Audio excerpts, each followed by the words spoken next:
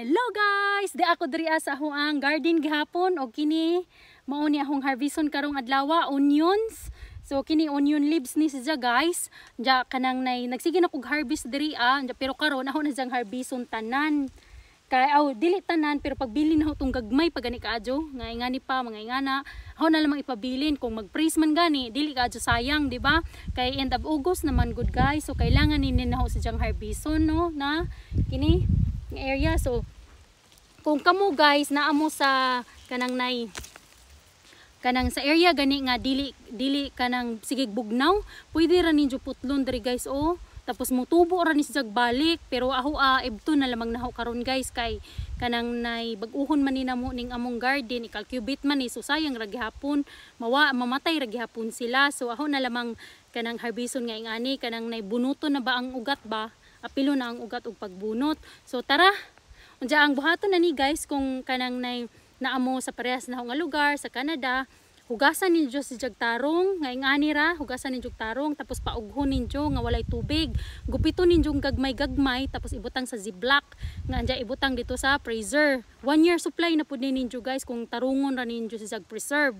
So ana, tara, anja mao ra gyapon ang lasa, fresh ra gyapon ang lasa guys. Basta uga lamang si nga inyong gupiton para dili mag-icy-icy, dili magbuo-buo ang kanang onion leaves nga inyong gikat nga inyong gibutang sa kanang ziplock. So mo na akong gibuhat permanente guys. So tara, mag-harvest na ta guys. Tara akong basket na ibutang ra ni naho diri diyan magibot ra tag kanang mga dagko na ba ani ngani dai sa akong ipising nakaidagko naman gud sila kaadyo guys. Ibto naman ni naho sila pero pwede ra gahapon nimong putlon kung gusto ninyo, pero ako na laman sang ibton nara. Tambok si jaga jud bujag karong year na to guys. Nakaujon si sa weather nga igang kaadyo. Init man gud summer karon, bugnaw na kay Ugos naman. Mabati ni mong kabugnaw nara Pila pa gani ni kapiraso guys Pero daghan-daghan ang natong na harvest. Tara. Nakat-on ko og kanang preserve sa mga kanang pagkaon diri sa Canada kay tungod kay sayangan manggug ko guys. Kana ba ning nagtanom ka no? Unsa taod-taod ma-freeze na tanan, destroy na. Luoy sayangan ko tapos maluoy ko sa mga tanom ba kung sa manioy na naghago na ka pila ka buwan kag sige hinlo sa inyong garden kay isang freeze wala na.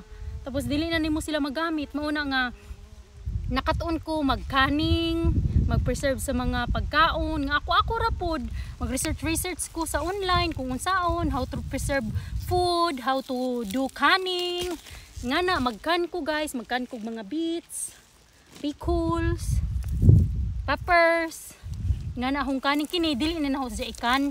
Magbilin ra ko diri og mga pila ka piraso gani kay para fresh gihapon ba kung magnilaga ko. So naapag gihapon ko fresh nga kanang gamiton nga onion leaves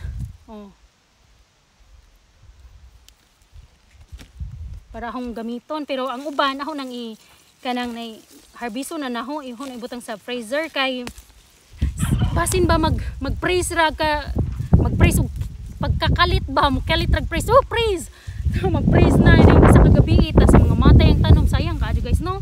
Makaingon ka nga madyo pa ako natong gi-harvest atong wala pa ni bugnaw.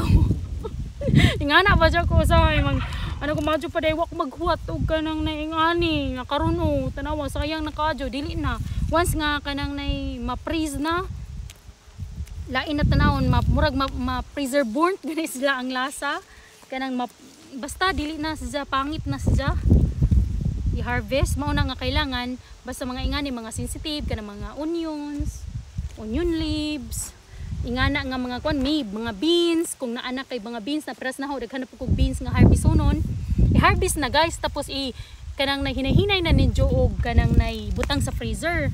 Pero kanang mga carrots, patatas, okay ra na ibilin kay dili man sila dali ma-freeze good. Tara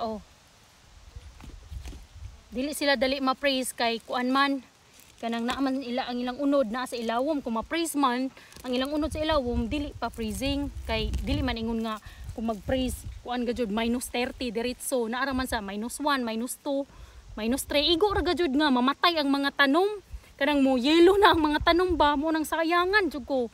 Kana daghan ka jud yaw-yawan ko guys no. Magyaw-yaw ta guys samtang explain ba na ho ba unsay ho ang kanang pamaagi, ang sao na ho pag kanang preserve sa mga pagkaon. So ingani ora na ho guys, nakatuon ra pud ko samtang naa ako diri sa Canada. Pila na ko ka tuig pud diri 12 years na nakatuon ra pud ko og ingani nga kailangan mag-preserve ka og pagkaon kay sayang man gud imong garden nandiay mo rang kanang ka-reduce ra jud ka magka-harvest guys. Mga pila ra ka adlaw mag-harvest ka tapos mag-freeze na ang panahon, wala dili nakaka-harvest nya. Ang imuhang mga tanom sayang ka jud ba? Sayangan gajud ko. Magtanaw sa mga tanom nangamatay na tapos kapilar pa ko maka-harvest nya. Wala pa kay nabutang sa freezer nimo, sa fridge nimo nga kanang na mga vegetables nya wala na frozen na.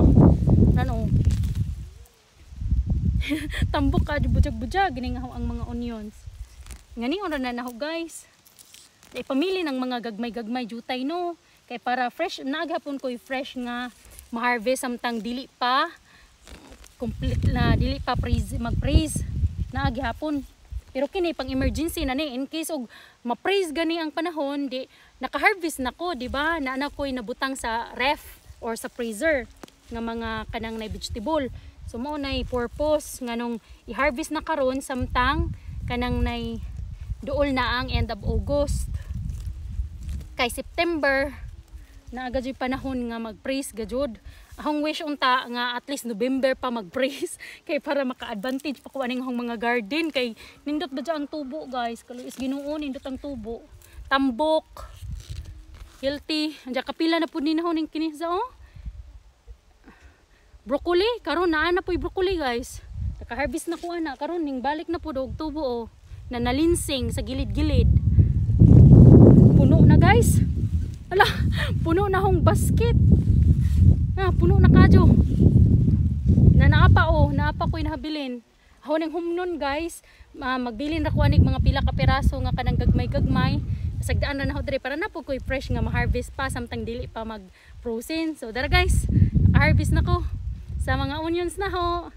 Thank you guys for watching. Bye!